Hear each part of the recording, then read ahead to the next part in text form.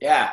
So this work, which I literally just began once I got in the residency. So did not do kind of made it a point to not do any preliminaries besides just like the type of thinking you can do when you're walking around. And and it is I brought a little studio, a little portion of my recording and music production studio in, and kind of set up shop in this nice little house and made a work that was focusing around breathing and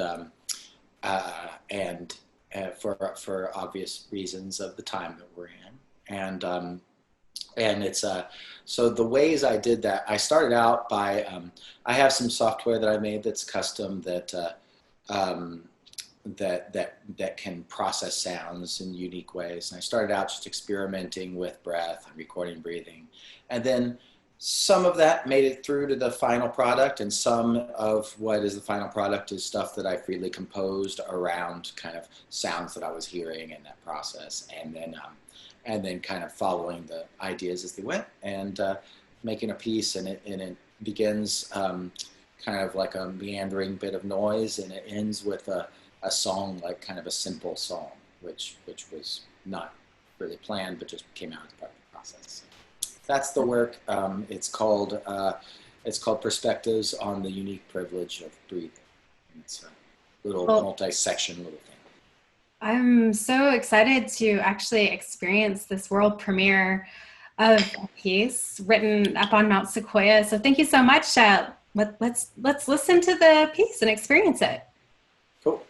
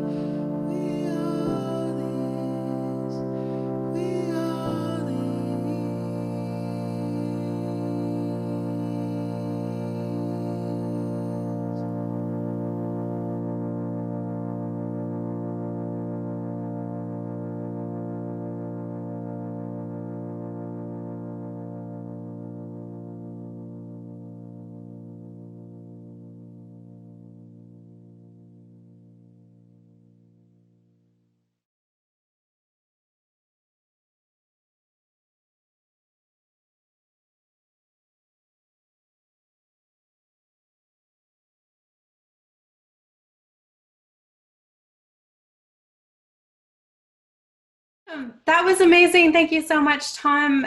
Let's talk a little bit about things. First of all, describe your stay up here on Mount Sequoyah, what the residency's been like, what you've been doing day to day, and kind of when you'd work on the piece, and kind of your what groove you got into, that kind of thing.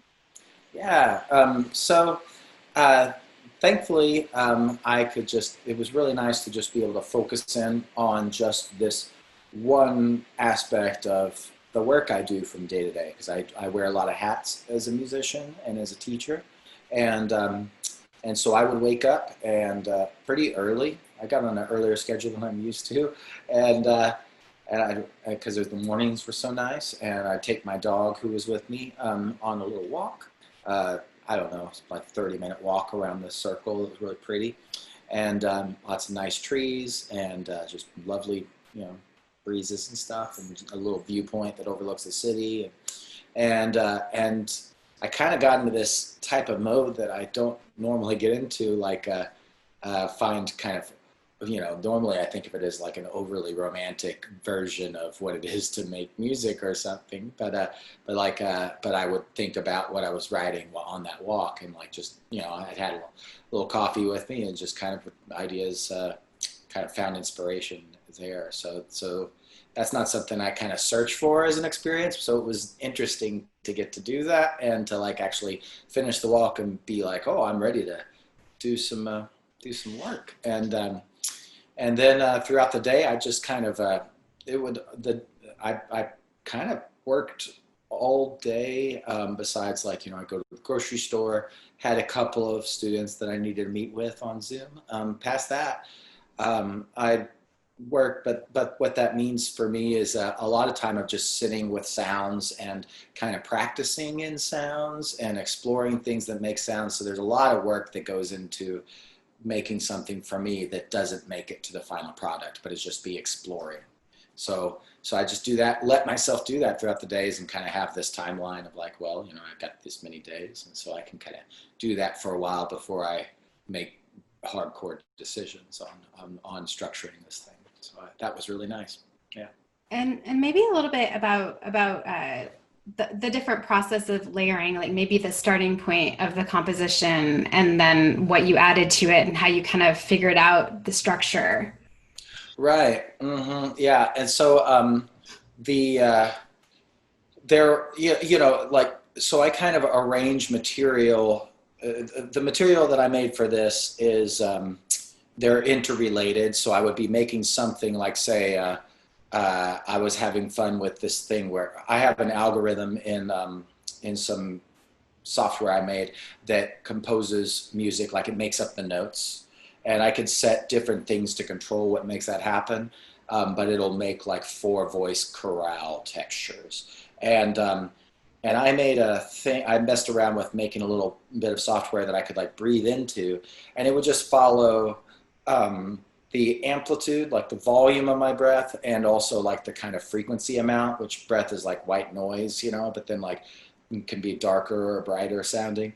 And it would just kind of follow that, and it would, as it went to silence, it would decide a new set of notes, and then it would kind of like let those notes come in depending on the frequency content of my breathing. So there's a section in the piece that's kind of like,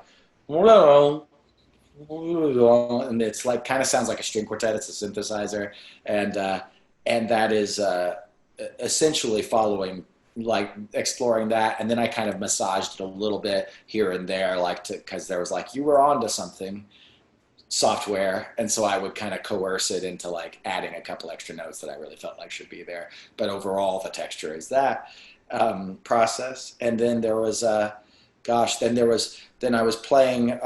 I was kind of developing I'm always exploring little harmonic languages on my guitar, little ways of improvising, and that are kind of unconventional. And I was, in one of those spaces and exploring lots of sounds, and then ended up making.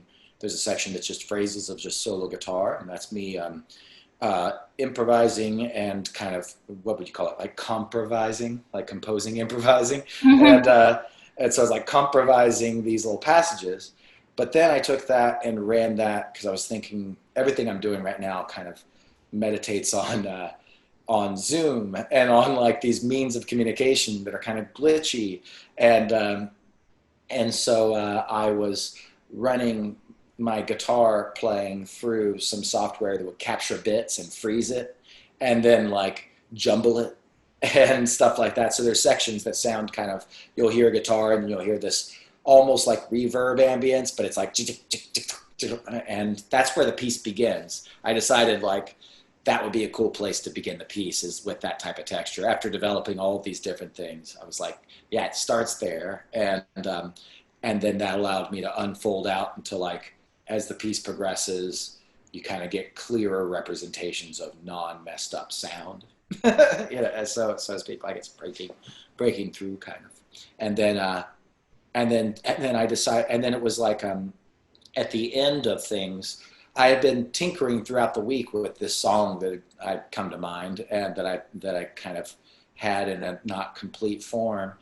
And I played with like just was entertaining the idea that it could be nice to have the piece kind of develop towards that. And that would be like kind of the clearest, like simplest and clearest manifestation of music making, like with no glitches or anything. And then John Lewis passed, and then like I was at the end of like a long day of writing stuff, and it just kind of ended up. The songs are weird. Songs and compositions are totally different things for me, and songs just come out on accident. They're like happy accidents, and can't direct them as much. But that song kind of came about in a way where I was like, oh, this is I guess this gets to live in here, and it's part of this piece. And so I made it go to that, which was fun. And so those are kind of like bits of my process, And then there's also like, you can hear like actual breathing here and there, and that's coming through, and I'm glitching that and like kind of taking little bits and here and there, and it's coming through and turning into an actual pitch sound. And then also in the visuals that I made for this, the clouds are shifting and they're kind of breathing, and I made them like the way that they're doing that when they're moving is like imitating breathing that you don't hear at all, but I'm breathing in different ways, like kind of little short breaths and longer breaths. And I made like the way that it loops the clouds kind of imitate that. So that's just kind of like stuff that's fun to do behind things that no one needs to know you do. But it's like a fun way of like kind of creating, and kind of making it, especially when you're creating alone and in isolation, it makes it feel like you have little friends in there, because you're kind of, that's something I love about algorithmic composition is kind of it's like a multiple personality creative experience.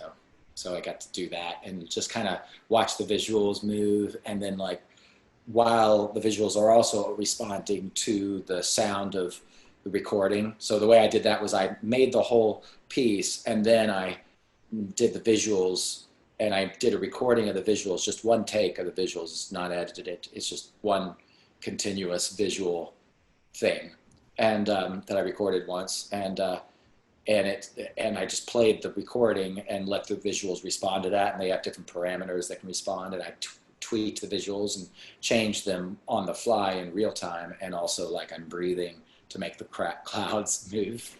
So it's kind of a really funny, a very fun thing to do. It's like, it's very fun, goofy. Awesome.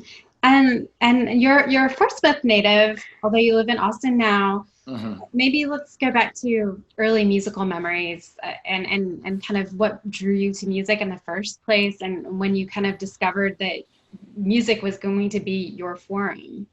Yeah. Oh gosh.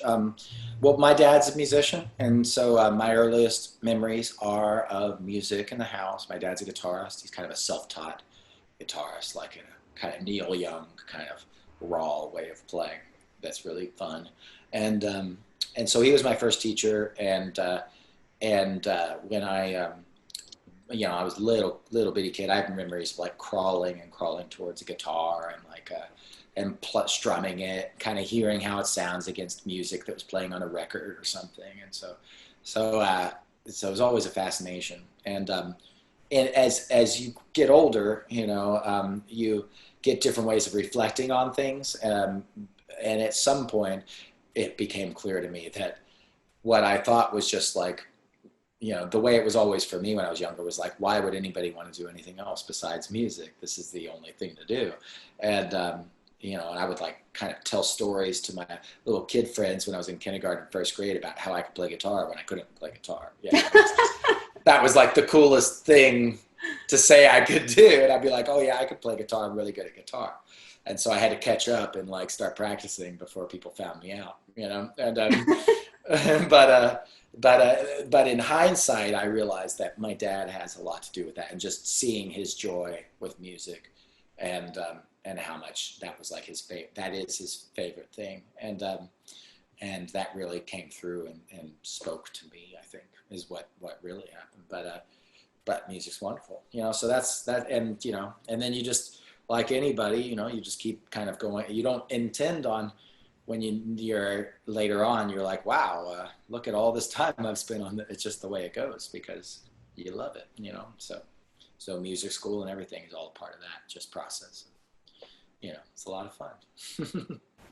And you have another musical project that is kind of an alter ego. Tell us a little bit about that project. Yeah, so that is that's called Man, Woman, Friend, Computer. Thanks for asking about that. That's a fun thing. I'm actually working on a second album with that right now, of songs, and I've been performing pretty regularly with that since I put out the first album, which was 3 years ago, I think, and it is an experimental pop project. That album is like 19 tracks, and but like it's a continuous piece where like there's a song and then there's a little compositional thing or a sound object, like some sound as something abstract, and then it forms into another song, and that's kind of the way Man, Woman, Friend, Computer shows go. I'll play with string quartet.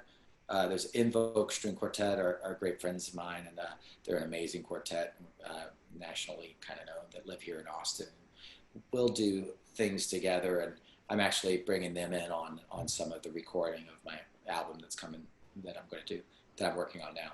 And but we'll do stuff, or like bigger ensembles with like clarinets and double bass and stuff, or just like in a stripped down version, just me and my bandmate Charlie, who plays like synthesizer, and I play guitar. I play electric guitar, but through like effects that I built that are not. I don't like to do anything the easy way, so it's like effects that are custom built that allow me to kind of make exotic textures. And yeah, it's a lot of fun, and at its core, it's basic songwriting, and that's something that I've, gosh, when I was like in my 20s and stuff, that was always like a struggle, was like loving all this classical music, for lack of a better word, and jazz, and practicing all this stuff and interpreting pieces from the repertoire, and how deep that is, what a creative thing that is, but then also and composing in that vein, but then also I've always written songs since I was like a little kid, and since I was like 12 or something, and it's been an important part of my life, and I tend to gravitate towards simple song structures. I'm not really a prog rock guy. I like really simple songs with just a core little fragment of hopefully a little truth about something, and so like David Berman or like Will Oldham are like big heroes of mine. Neil Young, for that matter, or, Bruce Springsteen. Nebraska is like one of my favorite albums. So that project is kind of my effort, and I feel like it works pretty well these days, of bridging this, like of making myself feel less fragmented, but bridging the different aspects of what my musical life is like into a project. And so that's what lets me do that. It's pretty fun. And you just mentioned being able to perform with string quartets or whomever. We're in the middle of a pandemic right now. Let's maybe, from your perspective, how has that changed being able to be a musician and a composer right now? Right. Completely changed it. It's completely changed it. And there are some good things. I'm always try to see the positive, but I feel like it's easy to see some positive in this situation. But yeah, I haven't played a live performance besides one thing I do on like Thursdays, I sometimes in my neighborhood, I will sit in my front yard and people will sit in their yards just on my block and I'll play for my neighbors. And just to kind of play for people a bit. And they are really nice people. And so but past that I haven't played anything since late February, and as far as the live performance, done a lot of streaming things. We did something together that was really fun from my living room That a was great. bit. That was fun. And done some other things like that, done collaborating, and collaborating is really strange because Zoom doesn't work in real time to like play at the same time. So you have to kind of record against each other or find some clever way to get it all good. And so there's an element of being out of time and then working. So you're kind of composing together always when you're collaborating with other musicians, it feels like. And I've done like big collaboration composition with like 5 people, which was fun and interesting. And then I've been focusing a lot on like a YouTube channel that I do that is kind of about improvisation and theory called Labyrinth of Limitations, and it's been something I've been meaning to do for a while, and a lot of stuff like that. That's really fun to like kind of get to sink into about like how to have meaningful experiences with people when we're in this case. And I feel like there's a lot that we've learned that'll be great when we're on the other side of this for making meaningful interactions. It's neat. Well, thanks so much, Tom. We're really thrilled to have had you as our first artist in residence and for the resulting composition. It's been such a treat to have you. It's been so nice being here, and I'm so happy to have this opportunity. Thanks for having me, Katie and Trillium. All right.